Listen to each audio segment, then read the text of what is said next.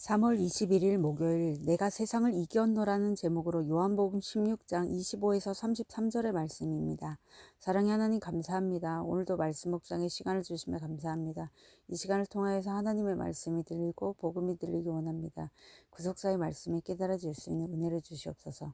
오늘 주시는 이 말씀이 제게 주시는 하나님의 음성으로 들을 수 있도록 성령님 도와주시옵소서. 말씀대로 믿고 살고 누리는 인생이 되게 하시고 이 시간도 우리와 함께하여 주시옵소서. 감사드리옵고 예수님의 거룩하신 이름으로 기도드립니다. 아멘. 본문의 말씀입니다. 이것을 비유로 너희에게 일렀거니와 때가 이르면 다시는 비유로 너희에게 이르지 않고 아버지에 대한 것을 밝히 이르리라. 그날에 너희가 내 이름으로 구할 것이요 내가 너희를 위하여 아버지께 구하겠다 하는 말이 아니니 이는 너희가 나를 사랑하고 또 내가 하나님께로부터 온 줄 믿었으므로 아버지께서 친히 너희를 사랑하심이라. 내가 아버지에게서 나와 세상이 왔고 다시 세상을 떠나 아버지께로 가노라 하시니 제자들이 말하되 지금을 밝히 말씀하시고 아무 비유로도 하지 아니하시니 우리가 지금에야 주께서 모든 것을 아시고 또 사람의 물음을 기다리시지 않는 줄 아나이다.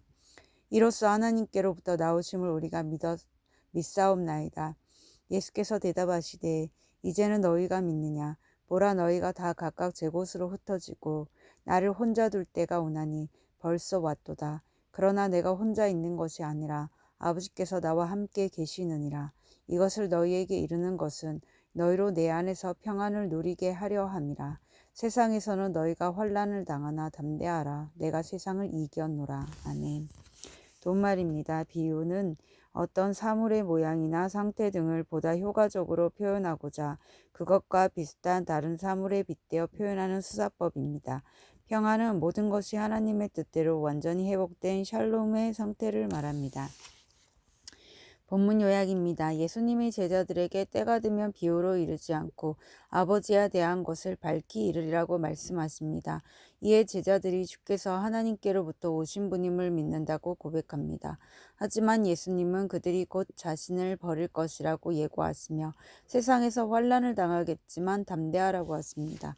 오늘의 중보기도입니다. 정치 지도자들이 주께서 잠시 맡기신 권세를 마음대로 쓰지 않고 주의 뜻을 따라 국민을 섬기게 하옵소서. 아멘. 본문 해설입니다. 첫 번째 밝히 이르리라 25에서 27절의 내용입니다. 그동안 제자들에게 많은 영적 교훈을 비유로 말씀하신 예수님이 때가 이르면 밝히 이르겠다고 하십니다. 여기서 때는 예수님이 십자가 사명을 마치시고 세상을 떠나 아버지께로 돌아가시는 때를 말합니다. 이후 성령님이 오셔서 아버지에 대한 예수님의 모든 교훈을 제자들에게 밝히 알려주십니다. 우리 스승이신 성령께서 성경을 교과서 삼아 오늘도 우리를 가르치십니다. 성령이 나의 환난을 말씀으로 해석해 주실 때 주님을 더욱 사랑하게 되고 예수의 이름으로 아버지께 구하게 됩니다. 적용 질문입니다. 성령께서 말씀으로 밝히 해석해 주신 나의 환난은 무엇입니까? 두 번째, 우리가 믿사옵나이다. 28에서 30절의 내용입니다. 예수님이 내가 아버지에게서 나와 세상에 왔고 다시 세상을 떠나 아버지께로 가노라며 명확히 말씀하시니 제자들이 이제야 예수께서 하나님에게서 오신 분임을 믿는다고 고백합니다. 물론 제자들이 아직 그 의미를 완전히 이해한 것은 아니지만 밝히 말씀하시는 예수님으로 인해 그분이 하나님의 아들이심을 믿고 고백하게 된 것입니다. 이렇게 내가 다 이해하고 깨닫지 못해도 주님의 말씀을 듣고 믿사옵나이다 하며 받아들이는 고백이 중요합니다. 적용 질문입니다. 예수님을 믿는 나 또한 이 세상에서 잠시 살다가 아버지께로 갈 것을 믿습니까?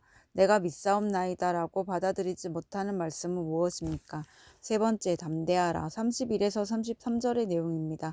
예수님은 제자들의 믿음을 인정하시는 동시에 아직 완전하지 않다고 말씀하십니다. 이후 예수님이 잡히시자 제자들이 주님을 버리고 도망칠 것이기 때문입니다.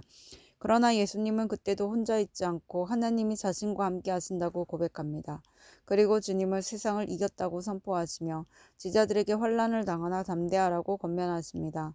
성도는 환난의 물결이 아무리 거세게 밀려와도 담대할 수 있습니다. 나와 함께 하시는 예수님이 세상보다 크고 이미 승리하셨음을 알기 때문입니다. 적용 질문입니다. 지금 내가 겪고 있는 환난을 어떻게 대하고 있습니까? 세상을 이기신 예수님을 믿음으로 바라봅니까?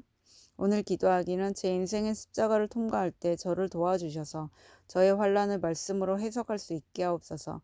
예수님처럼 저도 이 땅에서 오직 사명을 위해 살다가 아버지께로 가기를 원합니다. 십자가로 세상을 이기신 예수님을 온전히 바라봄으로 환난 가운데 두려워 떨지 않고 담대할 수 있게 하옵소서. 아멘. 묵상 간증입니다. 낯선 환경에서 누린 평안이란 제목으로 김지용님의 말씀 적용글입니다. 제가 3살 때 부모님이 이혼하신 뒤 저는 어머니와 함께 살았습니다.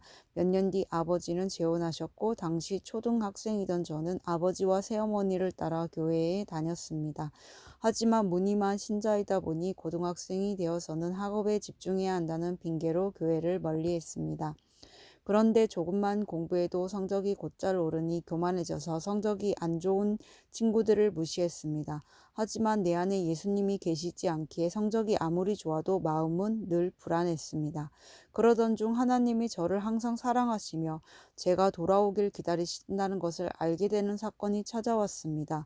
교만하여 수능을 망친 저는 결국 재수하게 되었습니다. 그런데 친어머니는 저의 재수 비용과 대학 등록금을 마련할 여건이 안 되셨습니다.